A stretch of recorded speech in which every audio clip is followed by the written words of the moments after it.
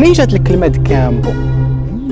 شنو القاسم المشترك ما بين فابور، كامبو وفريا؟ هادو بثلاثه هما كلمات اسبانيه ولكن تغير المعنى ديالهم في العربيه. فالاصل نتاع فابور هو بور فاور، واللي هو تعبير بالاسبانيه كيعني عافاك، حرفيا كيعني كمعروف، يعني دير معايا شي حاجه من باب التعامل، وتطورات اللي ديرها معايا مجانا. الكلمه ديال كامبو جات من الاسبانيه ديال كامبو، واللي كتعني من العروبيه بمعنى ما قاريش، ولكن تطورات لانه ما فاهمش، لانه ما كيعرفش، لانه مكلخ، كامبو. والكلمه الثالثه فريا جات من ديال فيريا في الاسبانيه، واللي كتعني من المعرض.